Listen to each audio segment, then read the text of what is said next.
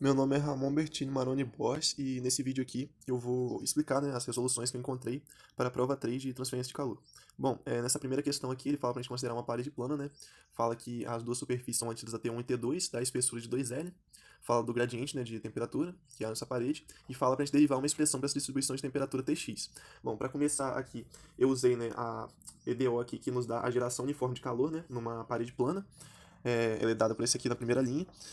Eu só reescrevi, né, essa derivada de segunda ordem para a gente poder passar esse dx para o outro lado para integrar. Eu integrei, né, dos dois lados, aí depois passei novamente o dx e integrei novamente. E a gente ficou com com C1 e C2, né, duas constantes que a gente tem que encontrar aqui para descrever esse dx. Bom, aí a gente vai encontrar isso considerando as condições de contorno, né, como a espessura é 2L, da parede, então no menos L, né, na temperatura menos L, a gente tem a temperatura superficial 1, né, que ele tinha falado na questão, e no TL, né, que é o outro lado da parede, a gente tem o TS2, né. Bom, aí aqui a gente substituindo, né, no nosso TX ali, a gente encontra essa expressão, aí eu reescrevi ela, né, isolando o C2 e chamei ela de estrela, eu fiz a mesma coisa no duas estrelas, né, só que usando agora a segunda condição de contorno, substituí, né, o estrela em duas estrelas, obtive o C1, e depois eu substituí, né, na segunda equação, duas estrelas, e obtive o C2. Aí, para finalizar, eu substituí o C1 e o C2 no nosso TX, né, que foi encontrado lá, que foi o que a questão pediu. Agora, nessa questão 2 aqui, ele fala que é uma geração de calor por unidade de volume numa parede plana, também de espessura 2L, só que ele deu a variação, né, do Q, né, da geração de calor, que varia em função disso que está na segunda linha aqui. Usei a mesma EDO, né, ali do começo, da questão 1, só que dessa forma, só que dessa vez usando, né, esse Q ponto que ele deu, né, já que ele varia de acordo com essa expressão. Integrei da mesma forma, né, aqui, só que dessa vez eu integrei o cosseno, né, vai ficar seno. Passei, né, o dx novamente para o outro lado lá, integrei de novo, e aí fiquei com duas expressões, né, C1 e... Fiquei com duas expressões, fiquei com duas incógnitas para encontrar, né, o C1 e o C2, que são as duas constantes. Bom, usei, né, é, usei da mesma forma do primeiro lá, só que dessa vez como os dois lados, né, eles são mantidos a temperatura TS, então tanto em menos L quanto em L, essa parede vai ter a mesma temperatura superficial, né, de TS. Bom, aí substituí, né, no TX ali. Eu somei nas duas equações, que dessa vez foi mais fácil somar, né, porque a gente tem o C1L em cima e menos C1L em cima e mais C1L embaixo, aí dá pra somar pra cortar esse C1L. A gente obtém o C2, substituí, né, na segunda e obtive o C1, que o C1 vai ser igual a zero. Aí eu substituí isso no TX, e a gente conseguiu achar, né, nossas duas constantes aqui e a expressão, né, para distribuição de temperatura Tx. Bom, agora aqui no 3, ele fala pra gente que há uma geração termoelétrica. Ah, não, primeiro ele fala que a geração termoelétrica pode ser proveniente de diversas fontes de calor. Aí ele fala que para energia nuclear para a gente considerar cilindros com composta de reação nuclear de dimensões L igual a 1 metro e diâmetro igual a 5,5 centímetros, falando que produz uma taxa de calor de 2,1 vezes 10 elevado a 8 watts por metro ao cubo. Aí falou para determinar o quanto de calor liberado para cada cilindro. Fiz o volume aqui, né, do cilindro, pra gente poder fazer uma regra de 3 com a taxa, né, que ele nos deu de calor, já que ela produz 2,1 vezes 10 a 8 watts por metro ao cubo. Então, com esse volume que a gente encontrou, né, a gente acha X watts, né, a quantidade de calor, né, liberado. E fazendo essa regra de 3 a gente acha o valor aqui. Bom, nesse 4 aqui também é bem fácil a questão, ela é bem rápida de fazer.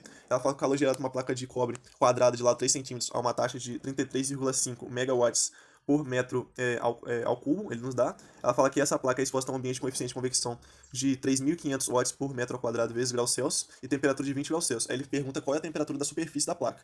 Bom, eu usei a equação, né, que a gente viu no último slide lá, né, da última aula, que fica que em função da convecção, né, que ele nos deu aqui. A gente quer achar a temperatura superficial, ele nos deu a temperatura do ambiente, nos deu a taxa do calor e o lado, né? Então é só substituir mesmo os dados, a gente acha a temperatura superficial. Bom, na questão 5 aqui, ele fala de um projetor de aquecedor elétrico que deve produzir 10.000 watts de potência.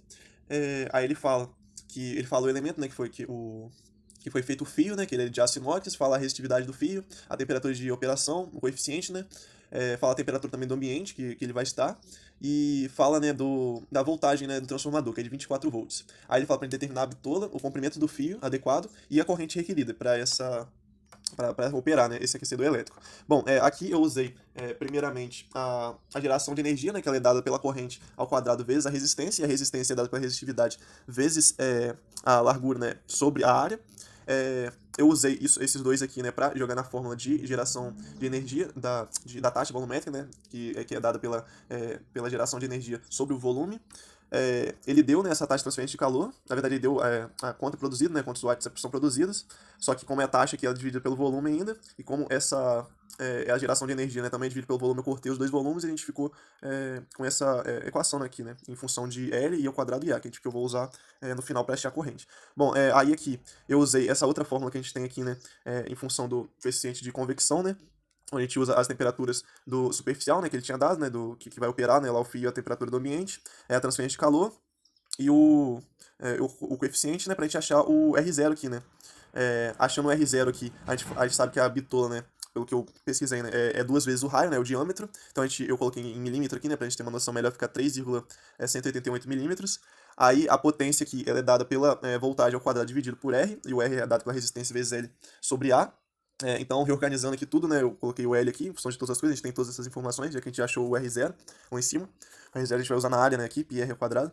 Aí eu achei o L, né, e por fim aqui a gente usa aquela fórmula lá em cima, que eu achei que estava com I ao quadrado, o L e o A, só que aí a gente já tem tudo, né, o A vai ser dado por πr ao quadrado, o L a gente achou, e aí a gente fica com a corrente de 131,9911 amperes. Bom, aí aqui, na 6, ele fala que tem um material esférico de raio 5 centímetros, aí dá a condutividade térmica, ele fala que ele gera o calor a uma taxa constante de 5,5 vezes 10 a 7 watts por metro quadrado. Aí fala que o calor é dissipado para o ambiente, onde a temperatura superficial da esfera se mantém a 105 graus Celsius. Aí falou para considerar a condução dimensional do calor, né, e expressar a equação diferencial com as respectivas condições de contorno do sistema. Depois obter uma relação para variação de temperatura na esfera, né, resolvendo essa equação. E por fim, ele fala para a gente determinar a temperatura do centro da esfera. Bom, começando aqui, né, a equação da difusão de calor ela é dada por isso aqui, só que considerando as coordenadas esféricas, ela fica essa segunda é o EDP, né? Mas só que como o regime permanente, como é em regime permanente, a derivada, né, da temperatura por tempo vai dar zero. E como ela é unidimensional também, então todas essas outras derivadas, essas outras coordenadas aqui que está trabalhando em cima, a gente também vai considerar zero. Então a gente acaba cortando aquilo tudo ali e também o que está em função de o que está dividindo a temperatura por tempo. Então a gente fica com essa EDO aqui, né? Dessa vez, passamos para a EDO. Aí eu integrei aqui, né? Bem simplifiquei, porque ficou bem grande a resolução. Aí eu simplifiquei, eu integrei novamente embaixo, eu integrei em duas etapas que a gente vai usar aquela primeira integral ali depois. A gente vai usar essas condições de contorno aqui, né? Como é uma esfera, né? A gente vai considerar que a temperatura, né, no raio zero, né, a derivada da temperatura pelo raio, no R0, que seria o centro da esfera, vai ser zero, essa temperatura. A taxa, né, de variação da temperatura nesse raio zero, e também que a temperatura no R0, né, que vai ser o raio total da esfera, que vai ser 0,05 metros, né, que passa para metros, vai ser a temperatura superficial. Eu peguei aqui a equação antes escrevi a equação duas vezes, mas era antes da segunda, antes da segunda integral. Que vai ser isso aqui, né, por isso que eu integrei em duas partes, pra gente usar isso aqui, que essa derivada que vai ser zero, né, pro R0, substituindo depois o R0 aqui, a gente vai obter que o C1 é igual a zero. Aí usando a segunda condição de contorno, eu coloquei na função de R0 pra gente ter uma noção melhor, mas o R0 é 0,05. A gente substitui aqui, né, o C1 vai ser zero mesmo. Aí substituindo o ITR, né, que a gente tinha achado lá primeiramente, a gente vai ter isso aqui, né, substituindo as constantes que a gente encontrou.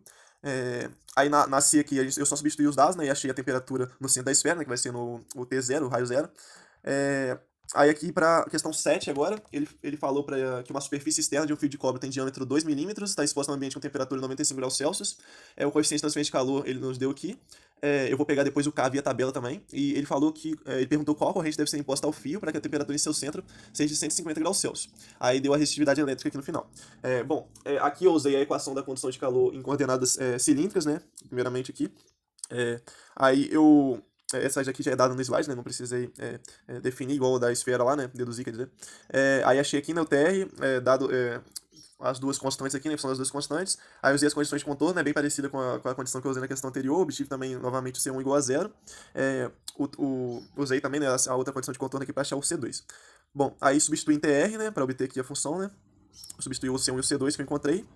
Aí eu usei aqui a condição de convecção, né, da parede, substituí o TR ali, né, em cima, que vai ficar o H multiplicado pelo TR, né, que é a equação que a gente achou ali, menos o T o T do ambiente, aí eu isolei aqui, né, o T0 menos o T do ambiente, aí achei o Q aqui, né, usando o K via tabela lá, né, que é de 401 dado aquele material, né, substituí os valores aqui depois que eu encontrei esse aqui na equação que eu já tinha usado também anteriormente, acho que foi na questão 5, e eu achei, né, o I ao quadrado aqui, né, isolei o I ao quadrado, eu substituí os dados da questão e achei a corrente que ele pediu, né.